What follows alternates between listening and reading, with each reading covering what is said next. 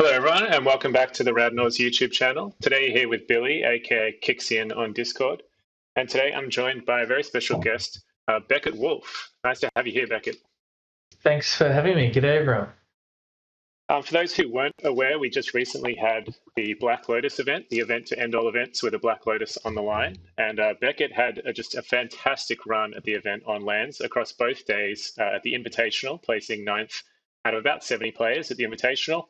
And then also finishing up in the top eight of the Black Lotus event, finishing fifth to eighth out of 310 players on mono green lands, which is just, it blows my mind. Beckett, how'd you do it? Why does it blow your mind? Because you're an advocate of lands, right? I mean, it was I think the deck's genuinely really strong. How I did it, I mean, look, I think lands is a really complex deck, and I haven't got a lot of experience with lands, but I've been playing Highlander for, like a long time. I think about like almost 10 years. And so I've got a lot of like format knowledge, and I did put a fair bit of effort into testing really hard just to get a good feel for the deck. But you can always do a bit more testing. And one of the things I did, I'm not very active on Discord, but I did a lot of lurking. So I got invited. I was playing on Moto, and I got invited onto the 7 Point Highlander lands Discord. And I didn't really chit chat much in that, but I was if you're on that Discord and you use it and you were doing what you thought was some inane chatter or smack talking about certain cards, I was just like scrolling up and just like reading through people's just thoughts just to sort of accelerate that feeling. You know, I think if you're involved in chatting about Highlander and chatting about Magic and you're just like living and breathing it sort of thing when you're in that zone, I do think that really helps you in tournaments. And I was just trying to accelerate that process because I've not been involved in that in lands myself. I didn't have that like fundamental basis. So I tried to accelerate that by just like, reading the Discord. And I read your tips and tricks as well. And I said this to you on the day, but it was about 3 a.m. the night before the Friday event. I was on the tips and tricks section of the Highlander lands Discord, just recapping. Yep. Oh, okay, yep. Glacier Chasm, Fast Bond, yep. Yeah, it's just like going through as a little, like studying for an exam almost. Yeah, absolutely. It's a tough deck to play, at least in my experience. It's quite tough for me, and yeah, like you said, the tips and tricks, just trying to write some of that down so that, I often forget it myself. So to get that down on paper, hopefully it's a good resource for people. And like you said, there's just a lot of people in the Discord. I think it's a very broad archetype. Like there's a lot of different ways you can go with the deck. So we've got a lot of people sort of discussing their own experiences. And you landed on mono green, which is not a lot of people are on mono green. Can you talk a bit about that? Yeah, absolutely. I read actually your article just before on lands in the 7 Point Highlander website as well, and you pointed out that you should add a color to whatever you think lands is because there's so many colorless lands. And I discovered this when we designed Eldrazi. Like when we played Eldrazi, essentially was that you struggle to play extra colors because all the good lands you want to play, a lot of them are colorless. And so I sort of treated this like a 2-color deck where I thought, well, the mana base actually isn't that good because, we're tapping Field of the Deads and we're tapping Echoing Deeps and we're tapping Maze of Its Urborgs a lot of the time. So, yeah. So first of all, I wanted to treat it as a 2-color deck, which is how I got to mono green. I'm sort of working backwards here. I did have a black splash for a short bit because I actually like who's the landfall Iridescent Vine Lasher. Someone said that card was really good. I think I lost to that in aggro, and I thought, that'd be good in lands. And also White of the Reliquary. But the deck originally actually started with, and this is a huge shout out. I play a lot of Cube, and Crater Hoof Behemoth is just like a house in Cube, a total house. And I wanted to design like a Crater Hoof Behemoth deck, and I did. And I had a lot of success with it. I didn't play test it much competitively. And I was like, you know what? I'm going to bring this hoof deck. It's just going to be something completely off meta. No one's going to have seen it, and I'm going to do well with it. And then I saw Ice Steel Explorer, and I thought that card's really good. Ice Steel is really good. It is really good. And so I added Ice Till, and then slowly from there, it just sort of I started chopping off the ramp cards and adding more lands cards because there's a lot of overlap with ramp. And next thing I knew, I was like, this is just lands. Let's just commit to it. We'll add the Glacial Chasm, we'll add the Tabernacle, and we'll call it a day. And so that's essentially how I got onto lands. And yeah, the deck actually originally started as mono green ramp. Yeah, I'm just pulling your deck list up here now, and the first thing that stood out to me when I took a look at it, I took a look after the Invitational when you finished ninth, and I was like, oh, this guy's finished ninth on lands. It's mono green. This is awesome. And then I noticed something, and that's that you were running, apart from like the lands that interact with people, obviously your Tabernacle, Maze of It, Glacial Chasm, you can really interact with creatures in that way. But in terms of like, spells that say destroy target spell, so destroy target creature, or like, dismember or something, you're running 0 interaction in the 60. Can you talk about that decision? Not an active decision that I made to be like conceptually we can't have interaction, but I mean, would you ask that of Storm? Would you ask Storm, why aren't you playing, Dismember? Why aren't you playing Fatal Push? You wouldn't, because you'd say, well, this deck's just trying to commit to what it's doing. And it's true that we're not quite as fast as Storm, but I do think it's probably natural, even though I didn't make an active choice. I want 0 interaction. In Highlander, we are dealing with one-ofs, and I think the really tricky cards are going to be Opposition Agent and maybe Douthie Voidwalker. Douthie Voidwalker is pretty annoying. It can definitely beat you, but Opposition Agent and Douthie, and outside of that, it's just like, mid-range suit creatures are good.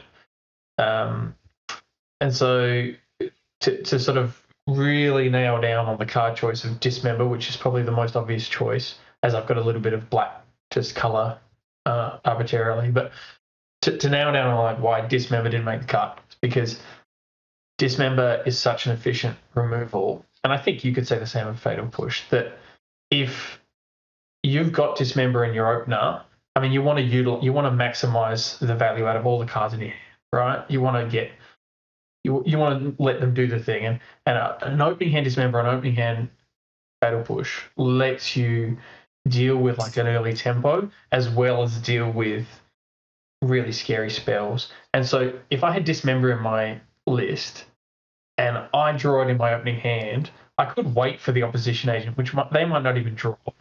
But most likely, if I've got it in my opener, I'm going to be using it straight away. At some point in the first 3 turns, I'm going to have extra. I'm bound to. And then I'm not really getting max value out of it if I'm just holding in hand. So then the Dismembers or the Fatal Push or whatever is always going to be utilized early, and then I'm not really saving it for the Opposition Agent. And so at that point, it's like, well, why would I even play it? I mean, that's a bit of a deep dive. Sorry if I'm getting a bit too technical. That's a bit of a deep dive in like how it would actually play out, even though it might feel like you want removal. I think in practice, how it would play out is, you wouldn't really find yourself saving it up. And then conceptually, like I said, you wouldn't ask that question of Storm because I want to be doing lands things. It's a combo deck, right? Like it's got the ability to grind and it's got the ability to lock, or it's a lot slower than Storm. Like a lot of the time, your combo could be like a strip lock, and it takes a while to actually kill them. But fundamentally, I'd say like 60 to 70% of the time you win is through some sort of like either hard combo or extreme synergy. So yeah. Yeah, I think when we spoke about this, that on the day after you had finished your top 8, and I was questioning about it, you said, you wanted to be the one asking the questions. You want all your cards to be working towards that game plan of posing a question to your opponent, and you want to be really proactive in that space. Yeah, absolutely. I mean, proactivity is a really, really big deal. I've always played like proactive decks. I like playing control, but yeah, proactivity in Highlander at least takes a lot of the luck out of it. Yeah, I mean, it's not like you go you're not really going to find yourself with too many removal spells in your hand if you're just playing 1 spot removal or 2 spot removals. But conceptually, when I play Junk, the last thing you'd want is to have your Swords to Plowshares, your Council's Judgment, and your Abrupt Decay in your hand, and you got to tap out every turn for the first 4 turns in Junk. Not so much lands, but in Junk, you got to tap out first 4 turns. That was my goal. And so if you've got too much removal, you're not going to do that. And it's a similar sort of thing here. If you've got too much removal, you're not going to do that. And you want every card, committing to your game plan. And my game plan is not to interact with creatures. Yeah, it really resonates with me. I think I've spoken to Mulch before, Luke Mulcahy, and he's spoken That's the name of the deck. Yeah, I told it Mulch. I didn't end up playing the Mulch, but yeah, it originally had Mulch in it, and I was like, oh, this is cool. Yeah. Well, Mulch the human, spent a lot of time refining his goblins list, and I think whenever someone would ask him about, why don't you play a lightning bolt or something, he'd say, well, it's not a goblin. And so I think, maybe the same thing applies here. Like Dismember doesn't care about lands, so you don't care about having it in the deck. Yeah, absolutely. And I think Tabernacle, Maze of Ith, Glacial Chasm are not going to be the best answers for each threat.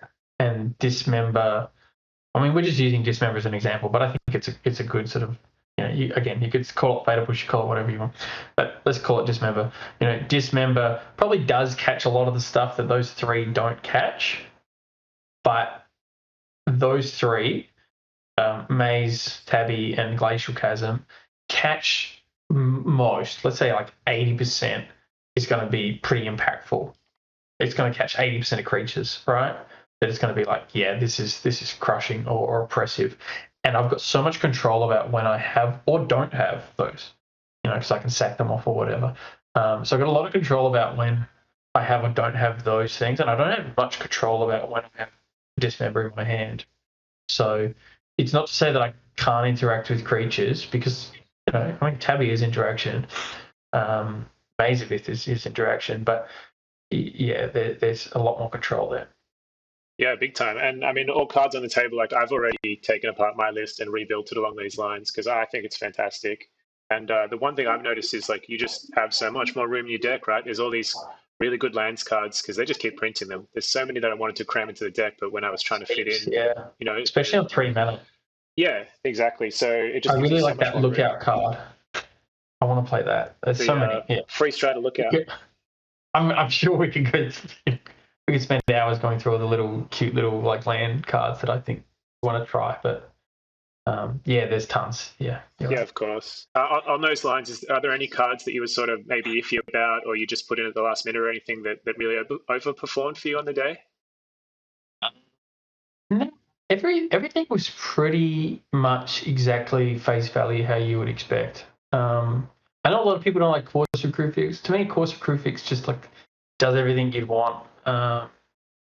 You can combo off if you got the fast bond because you just like play, 6 lands off the top of your deck, and there's no mid-range deck that's really going to be able to compete with that. We're not talking like a little bit of, like a 3, any other, let's call it Baragorf or something. Like a Baragorf is going to, sorry, I'm just doing a deep dive now on Corsair, but like a Baragorf, for example, is going to like probably get more advantage than the average 3-drop. Corsair might get a little bit of like, some card advantage, like I played a land at the top. In this deck with a fast bond, like you can just go like, yep, I just got like 10 essentially 10 draws off of it. There's no mid-range deck that can compete with that. So Corsair really was good. So I guess I could call that but that's only because it's, I guess, arguably underrated otherwise. 6 didn't do a whole lot. 6 was probably the worst. But everything was just like face value. What it's meant to do, it did. Yeah, I think with Corsair, like as you said, getting, if you manage to hit a string of lands 5 or 6 off the top, like you're not hitting basic forest, you're hitting like Urza's Saga, you're hitting Maze of Ith. Like these are spells really. So you're really just casting spells for free off the top of your library with Corsair. Absolutely. And even if you are hitting basic land, then at least you've got this like mana disparity that you can leverage. And I noticed that you went with Mox Emerald for 3 of your points. What was the thinking there? Could you just not find other points you were interested in playing, or do you think Mox Emerald really adds something to this list? I think you can definitely cut it. I don't think you need Mox Emerald. I was about to say if you want to go budget, you could cut it, but really the deck's not super budget, unfortunately, because I think you have to play. I think you have to play Tabernacle and Cradle. Yeah. You don't need the Mox Emerald. It's pretty nice off Saga when either like if they've got like back to basics, or you just want an extra like you could tap it for mana and then get the Mox Emerald and but you could say the same with you. There's a good chance you'll be able to get Diamond in that position as well. So yeah, it's good against Blood Moons and back to basics.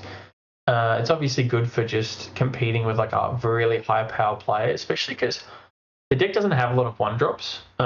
It's like, what is it? It's like Elvish Reclaim is probably and Green Sun's Zenith are the only, or maybe Exploration are the only things you really want to be doing on turn one. The others are like, it's not like you're going to be crop rotting on turn one. Sylvan Safekeeper, it's not a particularly tempo-y card, so it doesn't really matter if you play it on turn one or turn five.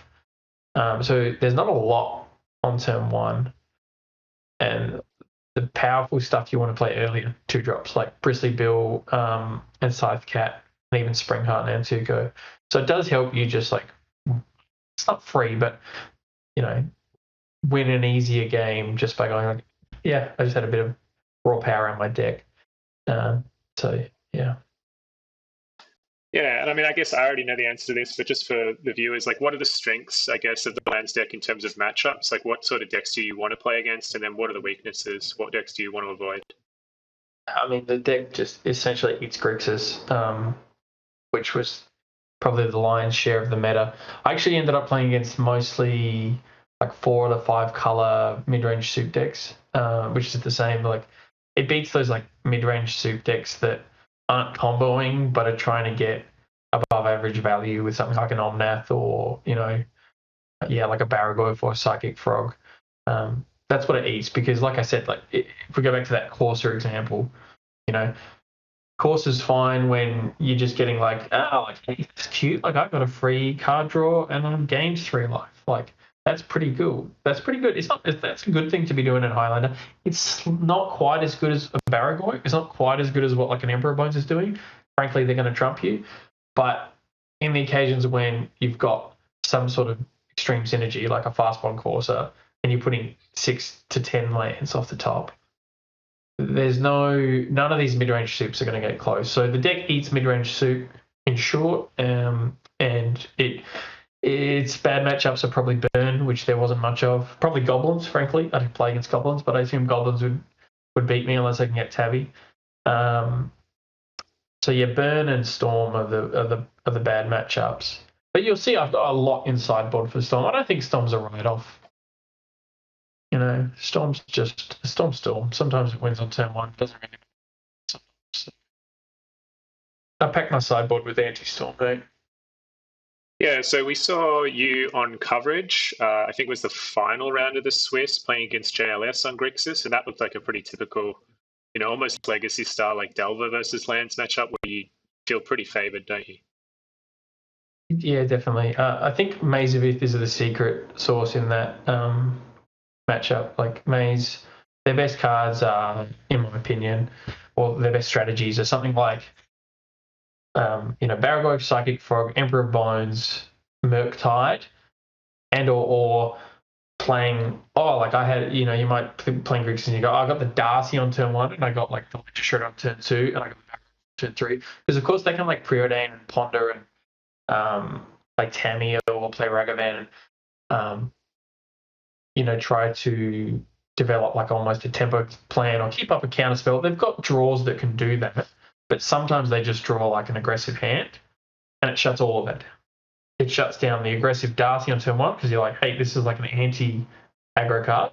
It shuts down the one big threat. Like I've just got like my Gurmag Angler or my Murktide, and I'm going to play control outside of that. And it shuts down the 1 to 3 threats as well because you get to always maze their best one, or the thing that's going to crush you when it connects, and you can probably take like a hit here and there while you establish. So Maze of It is just the card you want against Grixis. I would even say if you're playing mid-range, like I would play my sideboard if I was playing just some random mid-range deck against Grixis.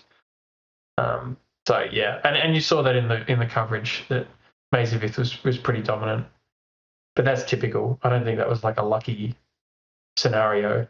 I tested against Grixis a lot, and that was just a very typical match for me.